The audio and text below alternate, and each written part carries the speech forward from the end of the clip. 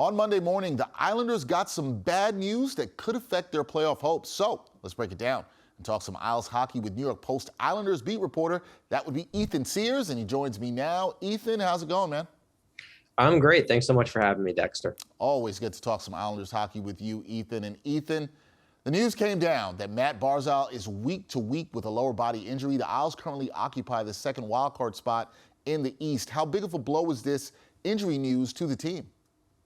It's huge. It's really hard to overstate how big of a deal this is. Barzal, he's the most dynamic offensive player on the team. He plays on the top line. He plays on the first power play unit. He can eat up minutes in a tight game.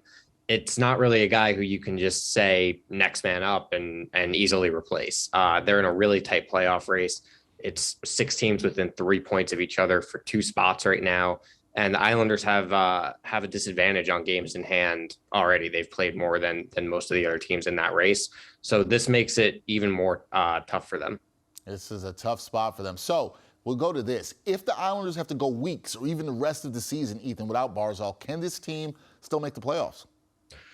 Well, there's always a chance. You never want to rule anything out completely, but it would be pretty hard to see, mostly because the odds are already not great. Like I said, with the games in hand, that math already doesn't look great for them. And although we don't quite know how long Barzal will be out for, they've already, been pretty cagey about it, unsurprisingly. But I think the general assumption is that it's probably not going to be 1 week. It's probably going to be, more than that, and maybe he'll be back later than sooner. So you look at the state of this race right now, you look at how important he is to this team, and it's pretty hard to see how they can weather something like that. So when you look at the fact that this injury news comes before the March 3rd trade deadline, do you think the loss of Barzal will force the Isles to be even more active or aggressive prior to the trade deadline? Well, I think a lot is going to depend on the next week or so. They've already made their big move, bringing in Bo Horvat. I don't think they're going to do anything bigger than that. I don't really think that they're able to.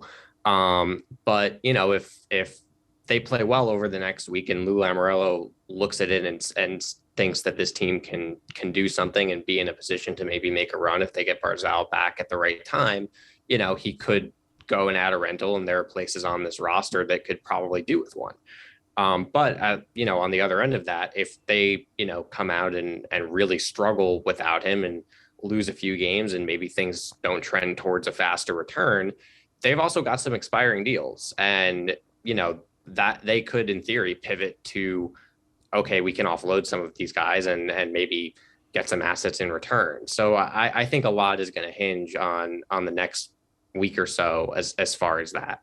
Yeah, the next few games could determine whether or not the Islanders are buyers or sellers at the upcoming trade deadline, which is March 3rd. That is Ethan Sears covering the Islanders for the New York Post. Ethan, always good to talk to you. Thank you for your time, man.